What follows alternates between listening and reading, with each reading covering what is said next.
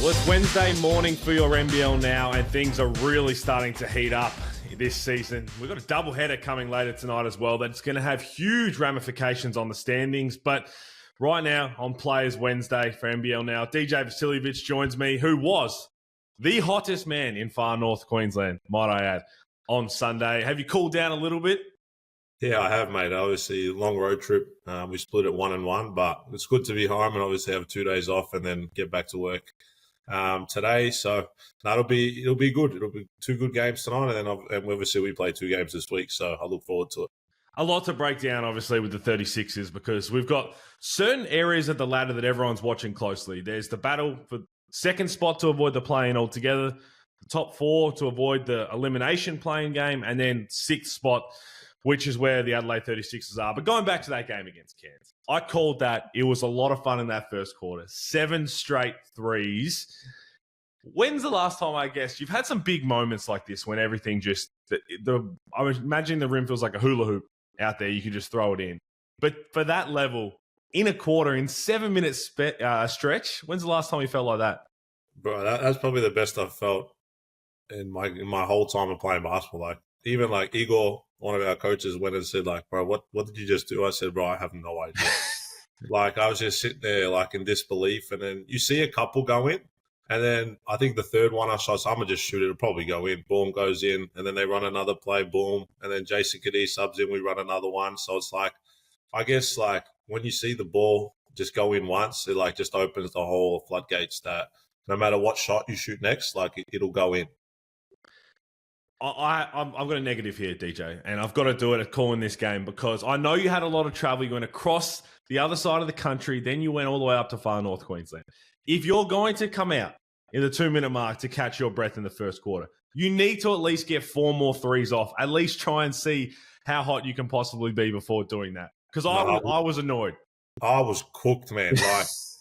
Like we came out and obviously they ran another play for me. I think Cairns called a timeout after I hit my 4th and obviously rallied 2 in a row after that. And we ran another play and then I shot like a bad one, a kind of a contested shot. It was more of like a heat check. And I said, Mike, I got no legs left. Like I need a sub out. I don't want to like start continuing shooting a few bad more shots. And it just happened. Like obviously we traveled from Perth to Brisbane to Cairns. Like it takes a toll on you. And I think in that second quarter, I become a bit complacent. I let kind of Kendrick do his thing, let the guys do his thing. And obviously, we kept the lead. And then after that, it was just about trying to get that record, really, and get that win. But again, things happen. I've done it twice now. It's cool. But again, as long as we got the win, and it was a really good win, obviously. Like, we've never had like a blowout win. Like, it hasn't been 20-plus points because people have blown us out, but we've never had that win that boosts our percentage back up, and it's done us really good, you know, moving us back into, I think we're still 7th, but just based off one game, I guess, so which is good for us. Yeah, I think I've got no problem with you going for the record either. When you get in that situation, you're not in there very often. As you said, you've done it twice now with 10 threes in the 40-minute game. So I think everybody can attest to that. That was really fun to watch. But the season as a whole now, with what's left to go, the loss in Perth to back up and to do that the way you did it in Cairns. And you both spoke about it in the press conference, you and Kendrick, even Montrez as well, how every game's a championship game right now when you're fighting to get to the 6th spot. Are you also talking about how important percentage is going to be? Because it looked like that was a big key indicator in that Cairns game. Yeah, 100%. Obviously, we didn't expect to have the first quarter like we had. We did emphasize that we got to start well and then have the second unit kind of continue that and then roll in with the rotations. And then when we got into halftime, we just said, look, we've had big leads like this before. Like we had it against Illawarra, we had it against Melbourne. Like we just can't have that 2 to 3 minute stretch in that third quarter to start for people to come back and, you know, all right, now we've got a chance. So I think we did a good job kind of just chilling, kind of making sure we were doing the right stuff. We were getting stops. Even though we didn't score in patches, we still got stops, didn't let them score, and then obviously kept the game in the 20s for us, which was really good. Is it hard, I guess, with all the eyes on the Adelaide 36ers right now for that race to 6th spot? And again, we've all talked about it. You've shown it to us with the way you beat Illawarra Hawks 3 times, that your best is more than capable of beating anybody in the league. The other side of it, when things haven't gone to plan, you seem to slip up at times too. That combined with a lot of media noise, is it hard to block out at this point of the season? Or does it just help you guys come together and realize, look, our backs might be against the wall. We've just got to keep winning games. And as Kendrick keeps talking about, if we make the play-in tournament, anyone in the top 6 can win this thing.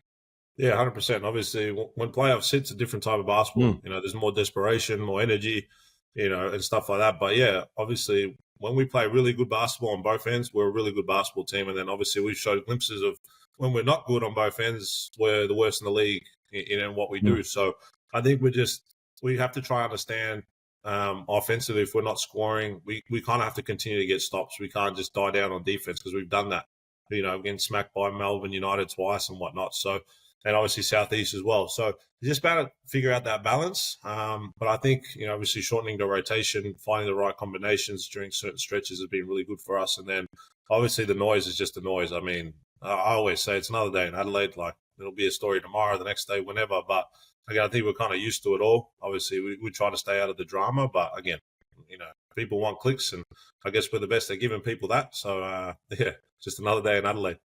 Well, you're spot on, but again, the wins, that will always silence a lot of things. So there's some big games coming up. It's not just, obviously, your form as the team to continue to tick off wins, but you have to rely on the Tasmania Jack Jumpers, the reigning champs, to falter a few games here and there. How locked in, I guess, will everyone be to Tassie games as well? Because it's hard. You want to focus on yourself first and foremost, but obviously you need some help along the way.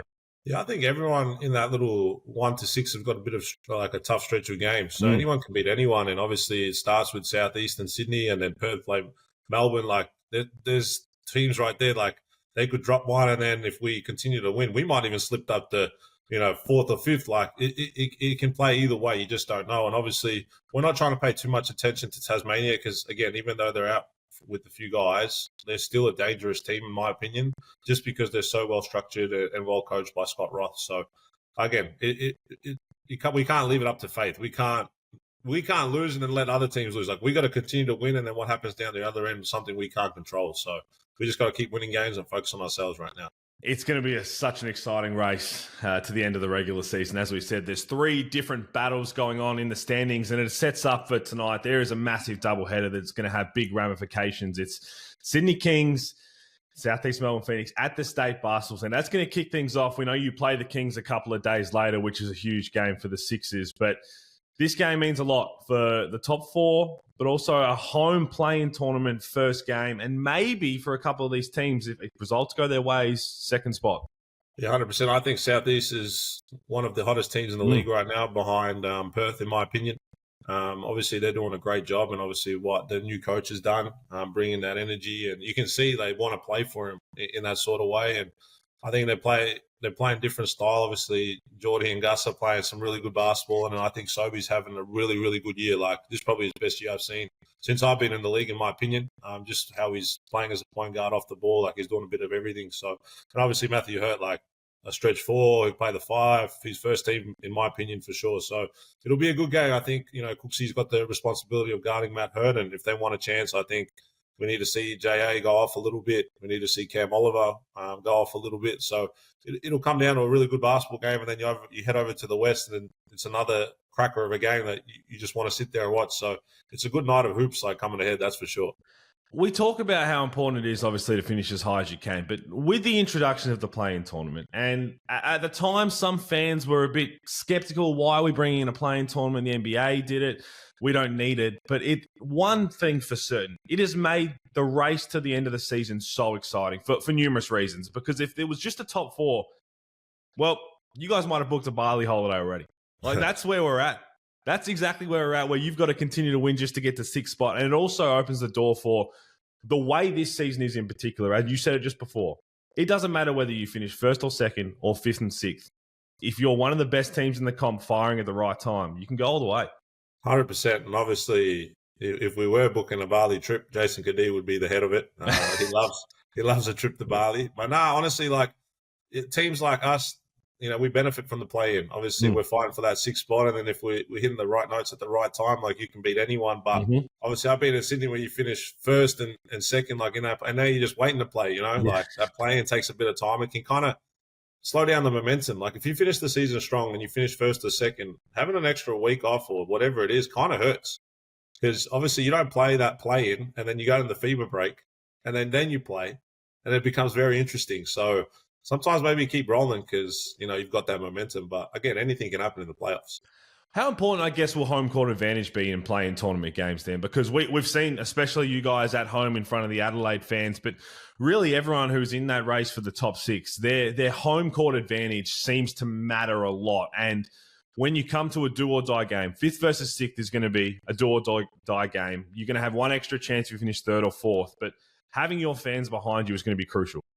Yeah, I think obviously we have one of the best fans in the league, in my opinion. I think just because it's a small arena, we hold, and it gets loud in there. Obviously, Hoos, you've been multiple times this season. You see what the energy is like when we're playing some really good basketball. And, once we get rolling with a few points, the energy gets louder and louder and teams start to, go away from what they're known for. So, again, it's good.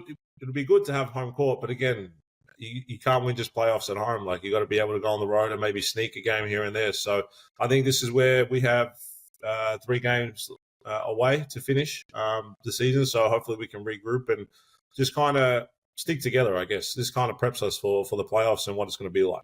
That second game you talked about out west, Melbourne, heading over to Perth. I'll ask you simply, who do you think will finish second? Illawarra Hawks will finish top. I think everybody can agree with that. Who's going to finish second? No, it's hard because United always go through this stretch where they play so many games at the start at home and then you got to travel a bit. So I think, obviously travel plays a bit of a part, but I know they've got a few home games to finish. So I think United still finish second. I think they're just slowly starting to figure it out. And, I think they'll finish second, but it'll be close. I think it'll matter on percentage. Like, absolutely. I think it'll come down to percentage, but again, it's going to be a cracker game. Obviously last time Melbourne went to Perth, this year they kind of spanked them. I think they ended up winning by 30 or something, just under. So it'll be a cracker game to watch. Looking forward to that one. It all comes later tonight on our beautiful Wednesday. But I tell you what, I can't let you go here without getting a couple of thoughts on the awards night, because that's going to come up quickly too. So is the end of the season. A lot of people talking about MVP, Bryce Cotton, Kendrick Davis, and we're not going to go in the MVP chat because everyone's an MVP expert. But what about some other awards? I'll ask you this simply. Your old teammate. Is there any danger Kouat Noi loses the Sixth Man of the Year? No, that's a wrap. In my opinion, I think over the last 7-8 games, he's averaging 20-something points. Like, I think that's his role now, and I think Gorge has found something in him that, if the starters can't get it done, he's coming in as a straight impact. Like 19 free throws on Sunday. Like, I haven't shot 19 free throws in a 4-game stretch. Or a season.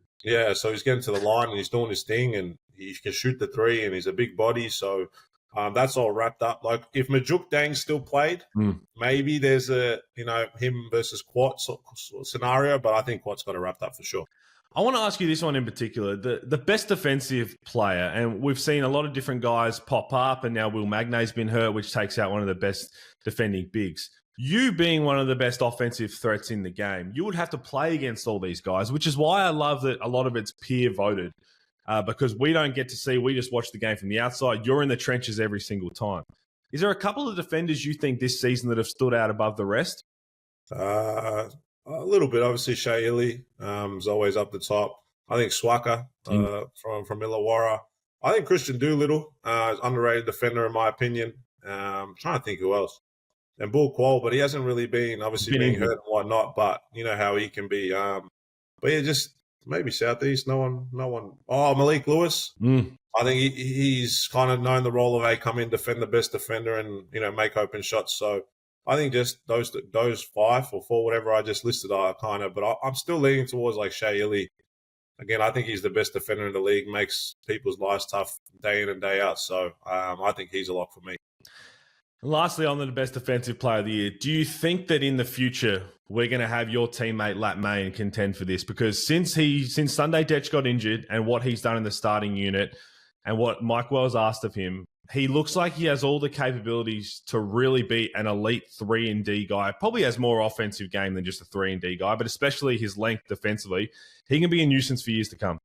Yeah, again, obviously he started the season off strong. He was our starting foreman with Trez coming off the bench, and obviously, when Sunday got hurt, we asked him to come in and play the 3, and he's kind of locked in defensively. Like, you look at the stat sheet, he didn't take a single shot against Cairns. Like, he took one, but he got fouled on a 3 and went to the free throw line. But he didn't complain. He didn't moan. He didn't do any of that. Like, he came and did his job. I think he did a great job on Rob Edwards and Taryn. And, again, you want people like that people like that will last a long time in this league and make a good amount of money. So I definitely think he can definitely contend in the future. But again, I think he's up there for most improved. Like, everyone looks at the points and looks at the rebounds and whatnot. And again, people have won in the past. I don't think they've deserved to win, but it's just how do you impact the game and how do you impact winning, really. So I think he's one of the contenders for most improved. It's a great call. He's been exceptional, especially since being in that starting unit. DJ, thank you so much, man. I know there's a big week coming up for the Adelaide 36ers, but you seem to always come out firing with your backs against the wall, so we can't wait to watch you play the Sydney Kings.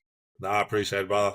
Thanks, everybody. Big doubleheader coming your way, starting with the Sydney Kings versus South East Melbourne Phoenix. Make sure you're watching.